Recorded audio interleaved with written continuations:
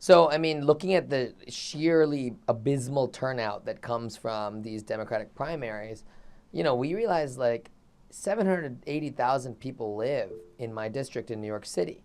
And the prior year, only 18,000 people voted in the primary. So I'm thinking, man, like, let's go find 20,000 voters and win this race. And it's like Yeah. so outside the box. And I talked to quote unquote experts and consultants, and they said, no, no, no, you don't understand. There's only 18,000 triple prime voters here. These are the only people who consistently vote in these primaries. You're not going to get people who are predisposed to not voting in a primary to vote. And I'm like, yeah, these people don't vote because you've never tried to get them engaged. And so we came at that race from this fundamental idea that every single person was worth campaigning to, that nobody was prohibitively expensive to campaign to, or not unimportant. And that's how we did that race. And it was inspired. It was exciting. To your point, we motivated thousands and thousands of new, non-traditional voters to vote in our primary.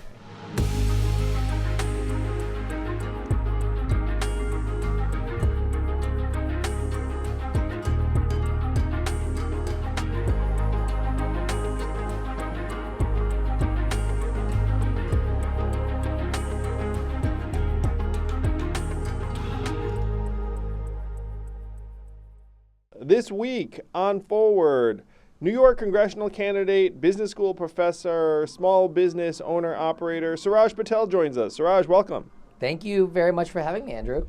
So Suraj, wow, have you had a journey, and you and I have known each other for years. I first met you in 2018 when you were running for Congress, and you lost that race to the incumbent very, very narrowly. What was that vote count in 2018? I think it was we lost it 57 to 43, but it was a lot closer than anyone ever gave us credit for going into that race. And then you came back and ran again, and the second time it was like a razor-thin margin that actually could have gone the other way if they'd included a bunch of votes that, for whatever reason, weren't counted. Totally. It's fundamentally the reason I'm in this race again, which is that we've got liberal democracy under attack across the world, frankly. And even right here at home, you've got the old tools of gerrymandering, voter suppression, things like that. 2 years ago, we lost by 2,700 votes in the first sort of election that was happening during the coronavirus crisis. And New York was woefully unprepared to manage a vote-by-mail election, which is what it largely turned into. So 20% of the ballots that came in by mail were never, ever opened, Andrew, in our race. 1 in 5 people never had their vote counted. A lot of those votes came from areas we do really well in. A lot of those were due to post office failing to postmark ballots, or the design of the ballots, omitted sort of the right spot for a signature that you needed. It was a mess. It was a mess. And I'm an attorney. I've talked about gerrymandering, voter suppression, my whole career. And politics is the only game where the players are the umpires. They get to determine the time, place, and manner of their re-elections. And I always say, like, the one thing that these people seem to be very effective at in the incumbents is perpetuating their incumbency, Yeah, so I want to retrace our steps a little bit, because you and I share a fair amount in common. I was excited about Barack Obama when he became president. Probably doesn't surprise anybody. And you were so excited that you worked on his campaigns. Is that right? That's right. I was in law school in 2007 when I just looked at this campaign and I said, here's another skinny kid with a funny name, running for president, affirms sort of the idea that people like you and me have a place in politics, have a place in America. My parents moved here from India in the 60s. And I was so into it. And one of the things that I fundamentally loved was this idea that you can disagree without being disagreeable. That that there wasn't this idea that people in the country are irredeemable. We were campaigning to everyone, trying to convince and persuade them to come in. I feel like that some of that's been lost a bit in the last couple of cycles. That it's a very us versus them world. Anyway, so I left law school. I joined the Obama campaign, became an advanced staffer. Much to my Indian parents' dismay of leaving school for a second. Wow. But it was just one of the most incredible experiences of my life. Yeah. Obama won that '08 campaign, was extraordinarily uplifting. Remember, I wasn't as involved as you were, but you must have seen all these rapturous crowds, people investing a lot of their hopes and dreams. I remember celebrating when Obama won in '08, and his opponents that time were John McCain and Sarah Palin, and so it really did seem like there's a very significant gulf, particularly where Sarah Palin was concerned. So he wins, and then do you consider joining the administration, though? I guess there must have been a multitude of people who'd worked on the campaign who were thinking about it.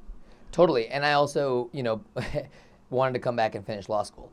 So I was back at NYU, finished law school in 2010, at which point, my family moved here, like I said, in the late 60s. My dad was an MTA engineer.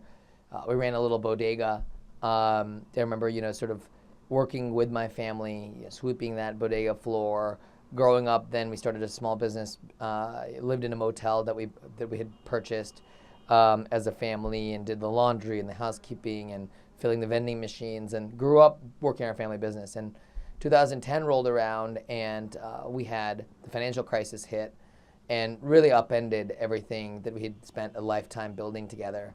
So faced a few foreclosures, bankruptcies, and so I kind of got very much like so many people in our generation or my generation, completely rerouted in this once-in-a-lifetime sort of Great Recession situation. So I went to help come out of the foreclosures with my family and made sure that we finished our projects, that our employees landed on their feet, that we made sure that every contractor and everyone was paid in full. But it took a long time, man. It took a long time to dig out of that. And I think, frankly, we need people to be running for office who've gone through that kind of shit. Yeah, I love small business owner operators. I was one here in New York, and there's just something very pragmatic and reasonable about that background, because you can't be ideological about like providing a service to people, the way you treat people. You're just trying to put people in a position to succeed. So you volunteered again on the Obama campaign in 2012, and when did you think, hey, I might run myself? So actually, I worked on the 2012 campaign full time again as a staffer. Wow, that's a big deal. Yeah, I went back and did that again, and then I also worked for the White House doing advance work, traveling around. I went to India on behalf of the White House for a month. It wasn't until 2016. Look, I never, frankly, imagined running for office in New York City, frankly, first off, and for Congress. But 2016 was the big pivot point. I was, helping out on the Hillary campaign. I was a consultant towards the end of it. The morning after Trump won, I was working at the Javits Center event, which was supposed to be our victory party. It ended up feeling like a funeral, frankly. A group of us decided, there were like junior Obama staffers, decided, let's get an organization together and start getting people under one roof and thinking about where do we go next from here. So we started this organization called The Arena to get new people to run for office, to enter the political arena. And it was incredible. If you remember that moment. How many people were part of that? So we had summits across the country, and thousands of people showed up over the course of the few months that we ran them, year that we ran them. So Nashville, Tennessee, a month after the election in December of 2016, we had a summit. Here's what I thought was incredible. 700 people showed up from around the country on their own dime that is a lot. Sit under one roof and talk about some healing and where do we go forward. What I thought was most fascinating as I was taking the intake forms is half those people had never been involved in politics. They were from tech, they were from digital, they were from marketing, they were creatives.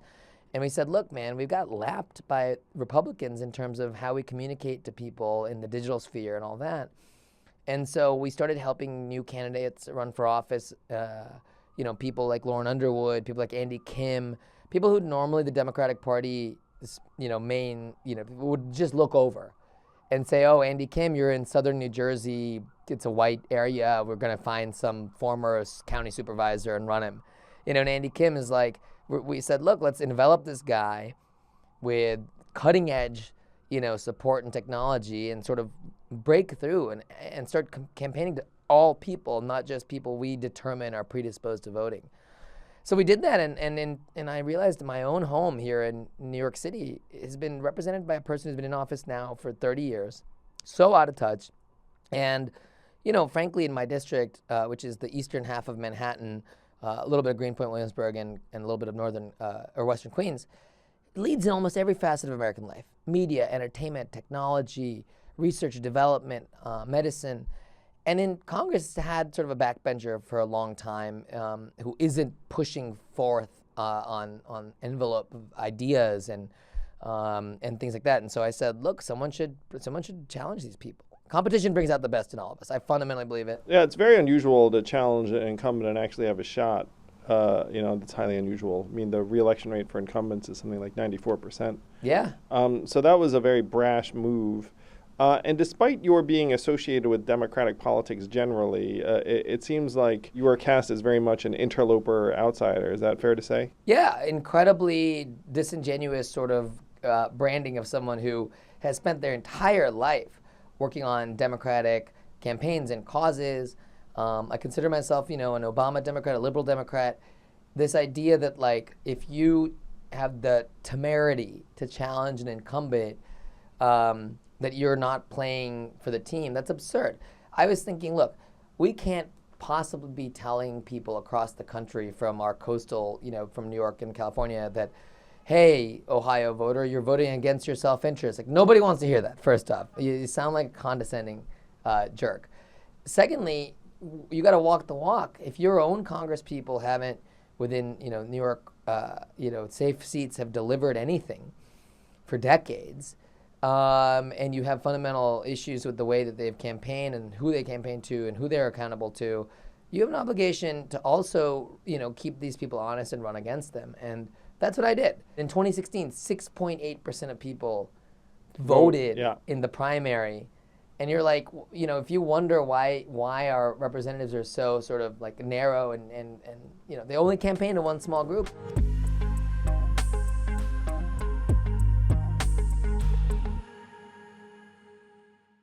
Have you ever heard of data brokers? Well, they've heard of you. They are the middlemen that collect and sell the digital footprints that you leave online. They make detailed profiles, and then they sell your browsing history and your online searches, even your location data, to any company that wants to target you. Does this sound like a good time? It doesn't sound like a good time to me.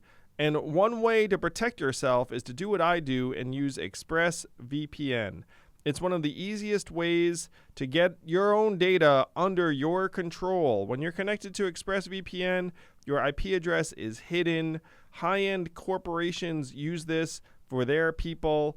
It encrypts 100% of network traffic to keep your data safe. So make sure your online activity and data are protected with the best VPN money can buy. Visit expressvpn.com/yang right now and get 3 extra months free through my special link. That's expressvpn.com/yang. expressvpn.com/yang to learn more.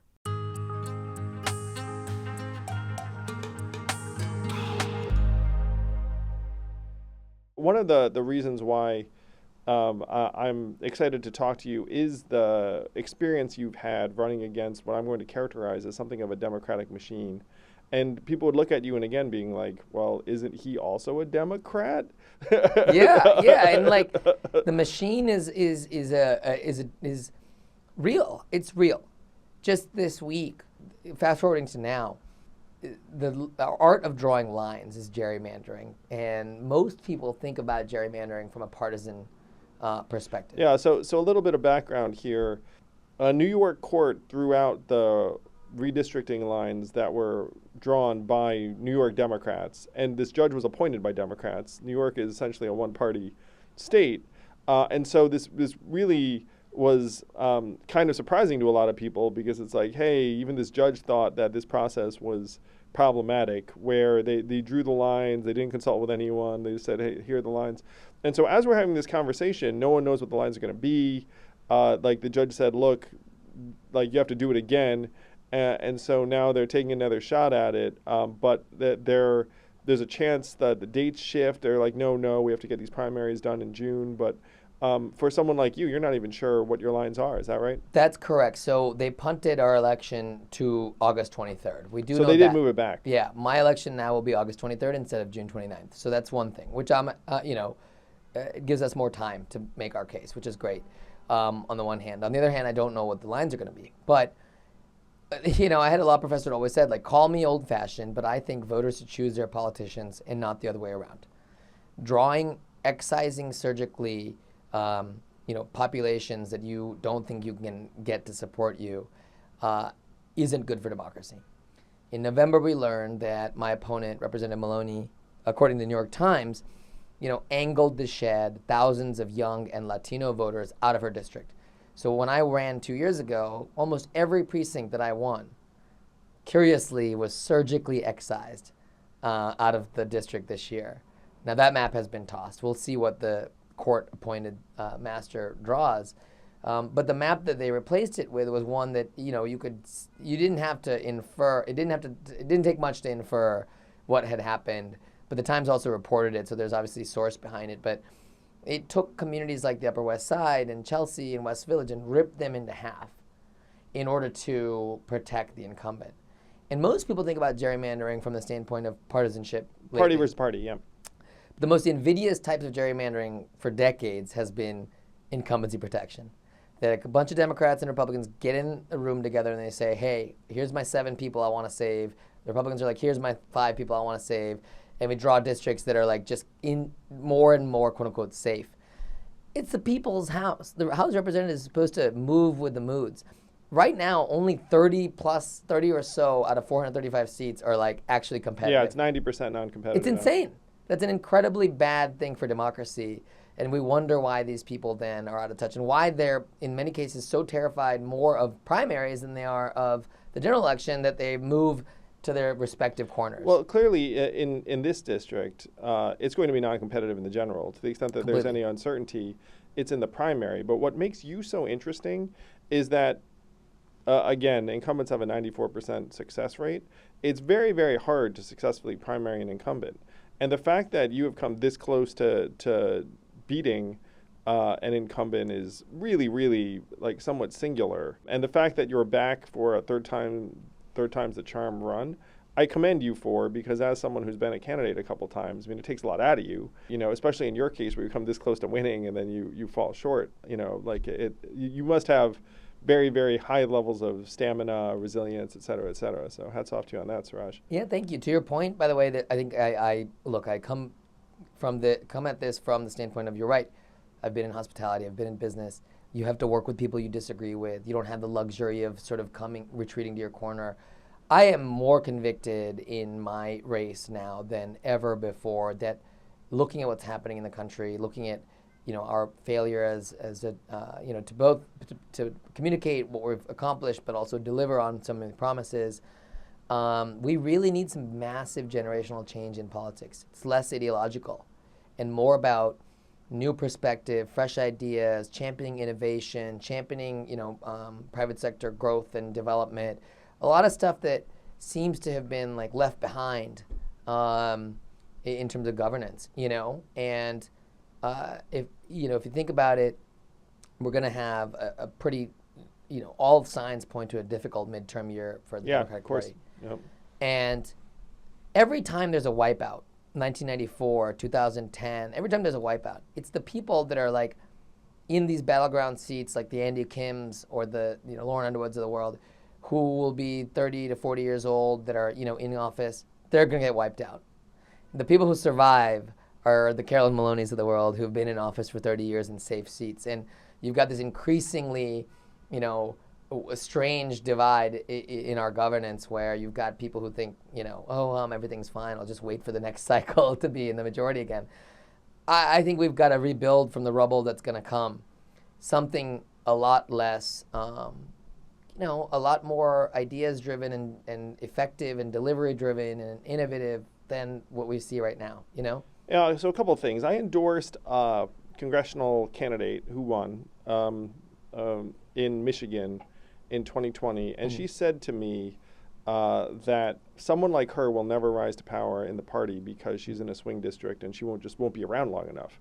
Right. Because to get to seniority, you'd have to be there 10, 12, 20 years, and she's like, I'm not going to make it anywhere near that. Because like you said, when like the when the tide turns, she's going to be among those that gets wiped out. And that really stuck with me, because who does then rise to seniority? People who are in very safe seats on the coasts. So you think Nancy Pelosi, you think folks in New York. I mean, again, one party. But the second big theme, and one of the reasons I think this is such an important conversation, is that Democrats present themselves to some extent as like the champions of democracy. It's like, oh, Republicans are sabotaging democracy, and we, the Democrats, are the ones that are going to save it. And then you're like, wait a minute.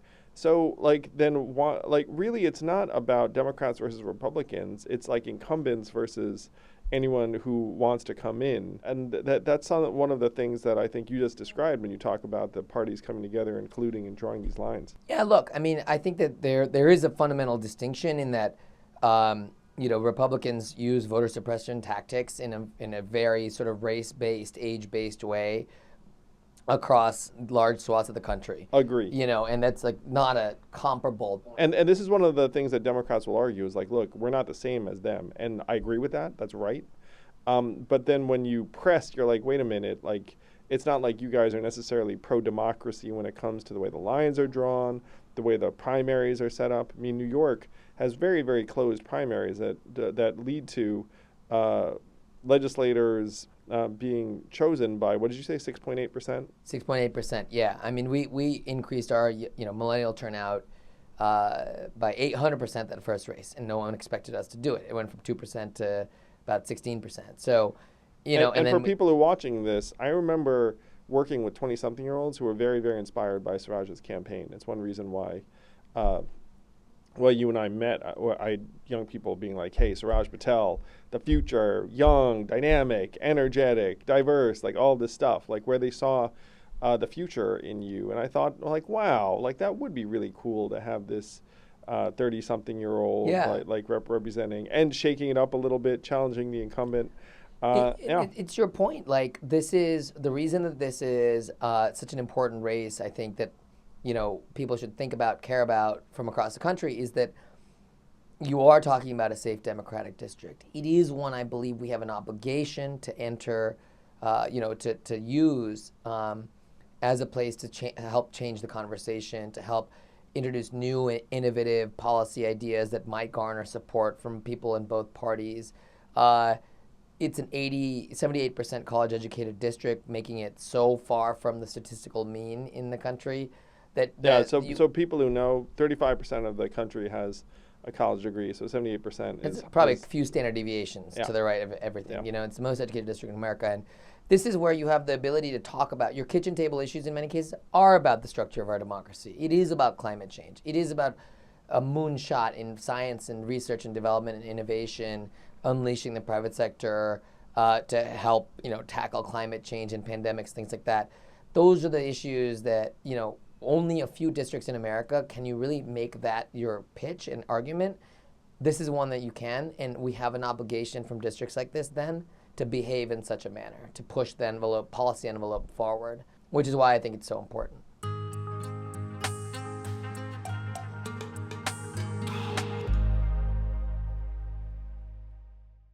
So at this point, you are a veteran congressional candidate. You've been through it a couple times. But like, how the heck does one gear up for a congressional run? So you say that you hadn't considered running for office. Trump wins in 2016. It activates you. Activated me too. I decided to run for president. Sounds like you decided to run for Congress. So for those people who are listening who might have in one corner of their mind thought, it's like, hey, maybe I should throw my hat in the ring at one point. How the heck do you gear up to run, and then what does that process look like? Well, so in my instance, it was a little unique in that I was building an organization to help get non-traditional candidates, let's call them, running for office, which are younger people, people of color, people with diverse backgrounds in business and academia run for office. That's what we need, rather than people who have previously run for office, lower office or whatever. So I was doing that and sort of enveloping and helping other campaigns launch, and therefore it gave me some ideas to what happened. And so I would encourage people to look for those resources. There are organizations like Emerge and The Arena and things out there for people to run for office that can help you with those first steps. But it really starts coming down to like looking at the race that you're trying to think about, thinking about, hey, is this person unsatisfactory and or is there a path to victory? The fundamental answer is yes, there's always a path to victory. There are many So ways what did you see as your win number when you were evaluating that first time? So, I mean, looking at the sheerly abysmal turnout that comes from these Democratic primaries, we realized like 780,000 people live in my district in New York City. And the prior year, only 18,000 people voted in the primary. So I'm thinking, man, like, let's go find 20,000 voters and win this race. And it's like so outside the box. And I talked to quote unquote experts and consultants, and they said, no, you don't understand. There's only 18,000 triple prime voters here. These are the only people who consistently vote in these primaries. You're not going to get people who are predisposed to not voting in a primary to vote. And I'm like, well, you've created a vicious circle, haven't you? If you think someone's too expensive or unimportant to campaign to, that you ignore them, then they don't vote. And then you say, see, they don't vote. It's an unbelievably failed, customer inquiry, first off. It's like, I used to say politics is the only business that blames its customers for not buying a shitty product. It's like, yeah, these people don't vote because you've never tried to get them engaged. And so we came at that race from this fundamental idea that every single person was worth campaigning to, that nobody was prohibitively expensive to campaign to or not unimportant. And that's how we did that race. And it was inspired. It was exciting. To your point, we motivated thousands and thousands of new, non-traditional voters to vote in our primary. And what I didn't do well in that first race is certainly a lot of things. And one was particularly playing the game of politics itself, and campaigning to some of the people who traditionally vote, media, et cetera. And you learn that. You learn that the hard way. And I was talking to my parents about sort of like, do I want to do that race? And they're like, God, man, when we built our first, business, the next couple of years, you think to yourself, man, I overpaid for this, or I wish I did that. The failure would be not to apply those lessons to the next one, and it was fundamentally, really, that's why I think our campaign 2 years ago, the second campaign, was so much more effective, with even despite headwinds like COVID happening in the middle of it and fundraising dying because of COVID and all those kinds of things. And then obviously the failure of ballots and vote by mail in our democracy. But so, coming back at it this third time, I feel like, to your point, third time's a charm. A lot of people, don't run a third time, but if they did, they'd win because you are just climbing. Ro Khanna's an example, right? This is a guy who ran 3 times and really just kept doing it until it hits. Well, it certainly does take a lot of stamina and resilience and character to run again. So when you first started looking at running, and so this is one of the things that I know about the process that most people at least imagine. So the rule of thumb is that you need to be able to raise several $100,000s to run a credible congressional campaign. This was an expensive district, so you're probably looking at some higher number than that. I think this is the single thing that scares a lot of people off from running for Congress. It's like, who the heck can raise a few $100,000s from their personal network? It's very hard. What's the maximum contribution an individual can make? It's probably like $2,800, is that right? Now it's $2,900 this year, yeah. Yeah, it's $2,900. So if you're the average person listening to this thinking, I'm going to run for Congress, you're thinking, man, how am I going to get a few $100,000? Like, I don't know 100 people that are going to give me $2,900. If you know 100 people that can give you $2,900, chances are you're probably already in politics. Yeah. No, I mean, it's so true that, like, these races cost way too much. In our case, we don't, to your point, have a competitive general election, so it is just the primary that's helpful. In some cases, you have to raise money to win a primary, then also raise money to win the general. And there is an incredibly, insane amount of money in politics, and frankly, outside of politics, that influences these races. So you also have that to contend with super PACs. I have, the good fortune, frankly, of a really strong support system of alumni from university, from law school and stuff that I could tap, into a little bit. But also this fundamental issue of representation. There has never been a South Asian representative east of the Mississippi River. Think about how many states there are. In New York, New Jersey, Connecticut, which has some of the highest concentration of South Asian Americans and frankly Asian Americans in the country, in New York at the time, there was not a single city councilman, state senator, assembly person, or a single of 500 statewide elected offices in New York, a single South Asian person in office. Currently now, since then, there's a city councilman and an assemblywoman. That's it. So you had a lot of thirst from this ethnic community. I hadn't really thought about how few South Asian representatives there are until you said that. In part because I know Ro. Yeah, So it's like, there's one, that you know about, right? yeah. So when I ran for president, my team around me was predominantly non-Asian, and so they would look to me and be like, "Hey, like, are Asians going to get behind this campaign?" And then what I said to my team was, Asians will get behind this campaign after other people get behind this campaign. Yeah. Asians may not be first. I don't know if you had a similar experience, or did they pile in early on?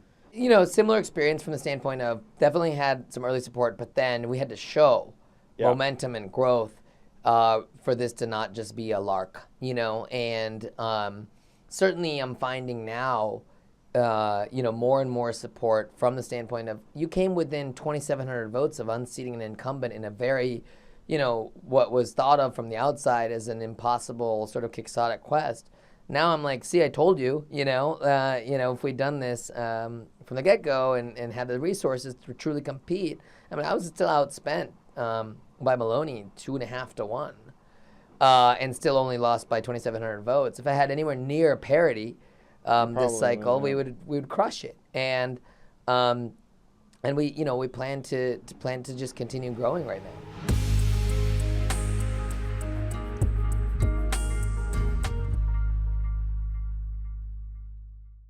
So you, and this is one of the experiences I wanted to download from you. So you run for Congress.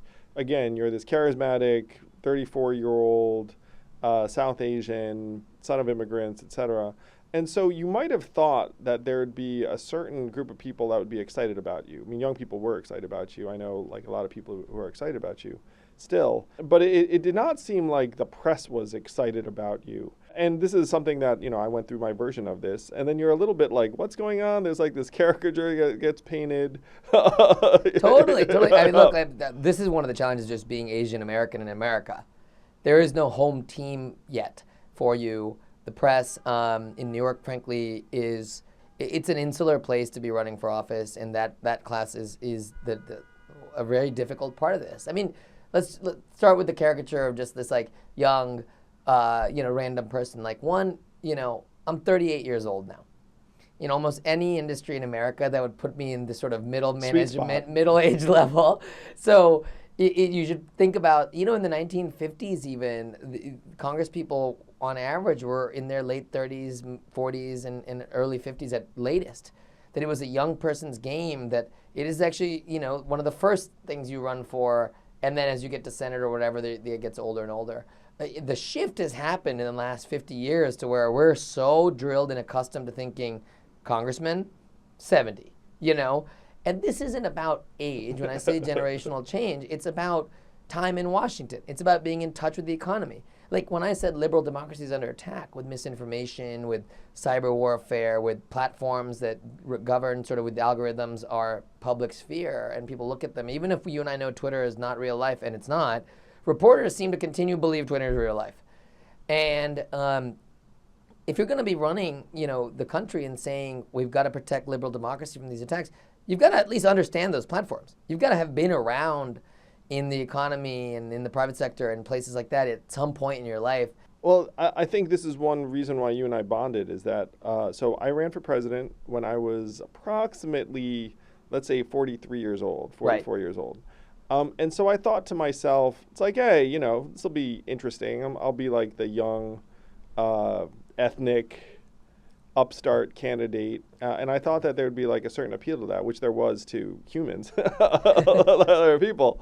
And also I'd be the first Asian American man to run for president in the modern era. So I thought, okay, there'd be like some people who were excited about that. I thought in the media. But it turns out that the media like completely not excited about it. And one of the jokes that they told is like I was the last non-white presidential candidate on the debate stage in L.A. And then I was joking with my team. I was like, well, we're about to find out if Asians are white.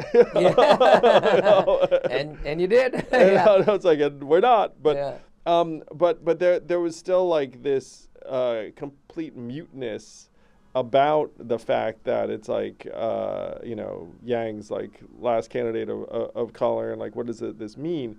And there's this a conversation, particularly an online conversation, that takes a youngish Asian male candidate and completely like expunges any sort of groundbreakingness like about that. It's like Yeah. that's not the groundbreakingness we need. like that's not the new energy we need. We need some other form of new energy. I don't know if that seems familiar to you. It really does. I mean, look, like my family, like, my first memory, honest to God, is we were a 13-person, 4 generations of family living in a 1-bedroom place above this bodega we ran. We slept in a line. My great-grandmother, my grandmother, my grandfather, mom, dad, aunt, uncle, me and Viral, my brother, my cousins. And we would wake up at like 5 in the morning on Sundays to get the New York Times, or not the New York Times, but the newspaper, which back then, if you ran in bodega, you'd get it in separate sections, like the front page, the business page, and all that. If you sorted it yourself, you could make an extra dime. You could make an extra dime selling it. And we did that, as kids and as a family together. It's like, I know how this works. Dime by dime, you build a business, you build life, you build something in this country, and you try to belong. And we should be celebrating those things. We should be celebrating people's success when they do, or in families, and we shouldn't be denigrating it, frankly. This is the hope we should have for everybody. And I think that's what I mean by, we need a new generation of leaders that are pro-growth, pro-science, pro-democracy, full stop. And there's somehow been a takeover of this idea that if you've had some semblance of success in the private sector, that we should consider demonizing you in some manner. And I am damn proud of what my family has built, and to sacrifice, leave a country. It's the American dream, really. Yeah, and leave a country and move a hemisphere and a half away to a place where you don't even speak the language, and sacrifice everything. Send your kids to, university and all those things. And we should be happy about that, and we should make sure that it's more accessible to more people, rather than saying, this isn't the kind of change we want. Like that's insane to me, This is the change we want. This is the change we want.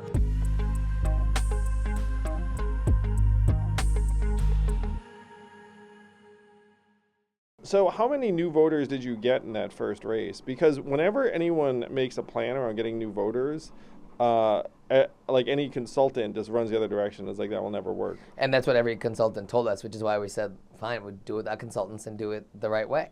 And we even made a little customer messaging, guide, like Bible, which was like, every interaction we have shouldn't be like, SOS 911. This is North Korea is about to the end of the world. Yeah, it's the end of the world. Please rush me. $20, yeah, rush me $5.50. Like our emails were newsletters. They provided information. We wrote 170 pages of original policy, novel ideas to make government work for people again.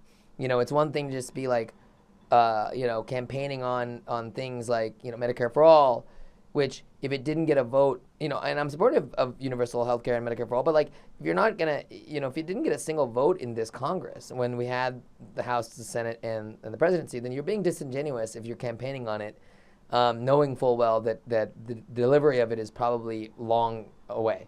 So then we're like, well, let's increase price transparency in healthcare. Let's make it so that the market starts to work to bring costs down so more people can afford healthcare. You can do those two things at the same time. So we'd write policy like that to sort of innovate in government. And I think that attracted a lot of people that otherwise would be like, yeah, I'm just tuning out the noise. That's very practical and real. I appreciate it. I wrote a piece a few weeks ago about the fact that California state legislature failed to bring Medicare for all to a vote, even though they had like a super majority of Democrats. I think it's literally 75% Democrats. And the governor ran on it. And then they didn't pass it. And I was like, look, guys, like if they can't pass it under those circumstances. Yeah. I mean, and there's this interesting thing about, switching gears back to gerrymandering for a second, because I think so much of what we're talking about, the counter-majoritarian impulses of our government, are because, the government isn't really representative. The elected government is not super representative of the actual populace. It's very depolarized and a very narrow set of folks who really pay attention. And it's gotten overrun by various corporate interests. I mean, that's what's happened in California, is that even though you have a lot of folks who ran on Medicare for All, you have very powerful lobbying interests that are like, look, guys, like, let's not Totally. vote on this, and then that won out because, Yeah. and that is one of the dangers of having a one-party system where they control everything, is that that they're hand in hand with folks who just want to keep things the same. So if you expect that system to deliver significant change, you're going to get more and more frustrated and fed up Yeah, I over mean, time. look at New York City. We paid $1.6 billion a kilometer to build the Second Avenue subway line, which was like 97 years late. That's 6 times the next closest cost in the world, Paris.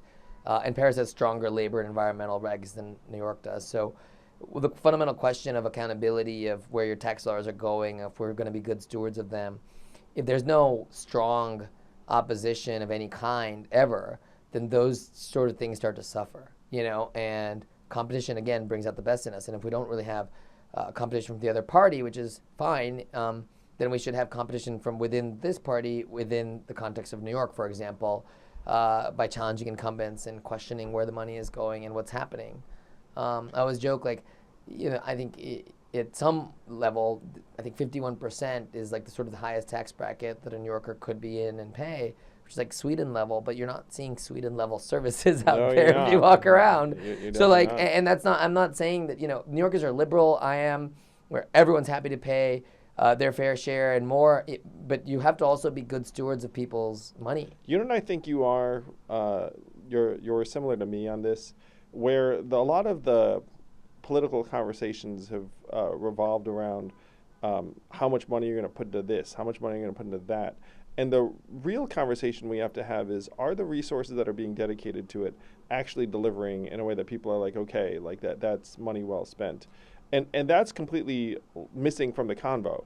Like, no one is saying, like, this money went in and then we think that there were, like, all of these great like accountability steps, and like people feel like it delivered above the weight class of what was spent or any of that. Instead, it's just like you have these like increasingly incoherent, like, we spent this much on this, and like, oh, spend more, spend less, and it's like, look, a lot of the systems that we're struggling with, and I use schools as an example, it's like we're plowing a lot of money into some of these institutions, and they're not delivering, and then you're like, oh, you know what they need? It's like more money, and it's like, well, I'm not sure if putting more money in actually is like the key variable here. It's like maybe in some cases, but in other cases, it's like the money's going in and you're just not getting what you want out of it.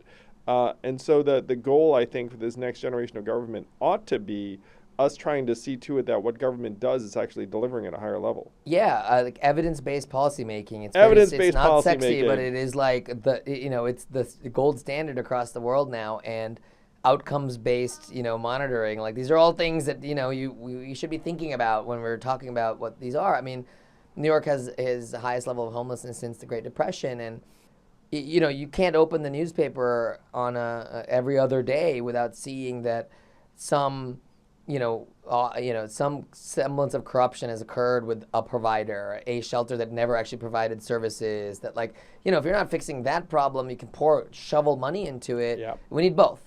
That's the answer. In some cases, we just need both. But I'm all for massive investments in infrastructure, research and development, and sort of future-focused things. But, like, I'd also love to be able to build multiple subway lines with the same amount of money than just one. Yeah. Because we're leaking, money for lack of accountability. It's funny, Suraj, too, another thing we have in common, I think, is you become a de facto political reformer because of your interactions with the system. And when I talk to different groups of voters, so there's one segment I'm going to call kind of apolitical, and I think a lot of Asian Americans fall in this camp naturally because, I don't know about your family, but my family was not talking about American politics or Yeah, never were. Yeah, until I thrust it upon them. Pretty apolitical. Yeah, so apolitical. And so the challenge then is to try and make them political, which is typically then for them to get behind individual candidates who are Democrats or Republicans, because that's what most candidates are. And then now with the Forward Party, I'm working on this political reform movement because I'm like, look, this duopoly, it's disenfranchising a lot of people effectively. You have 90% of races that are non-competitive because of of gerrymandering and other things. And so what's funny is that I joke with folks too. It's like, look, like we're trying to do the hardest thing because politics is sort of exhausting. A lot of very rational people are like, look, it makes me upset, so like let me not pay a lot of attention to it. So if you have the apolitical, the political, and then there's like this reform camp where it's like, no, it's not enough for you just to be like, backing like candidate X or candidate Y. We actually need to fix the structures, the systems. And that ends up being harder case to convey to people very quickly. I think the fastest way to convey it to them is like, this shit is not working. And when you say like this shit, you mean like this political system, the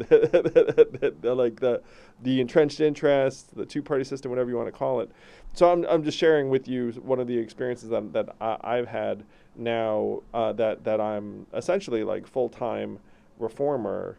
I don't know if that sounds familiar to you at all either. Yeah, look, I mean, one thing that I think is curious is when given the opportunity via referendum, direct vote, across this country, in Republican and Democratic states, and blue ones and red ones, every single time voters have approved independent redistricting commissions over the state legislature being able to do it.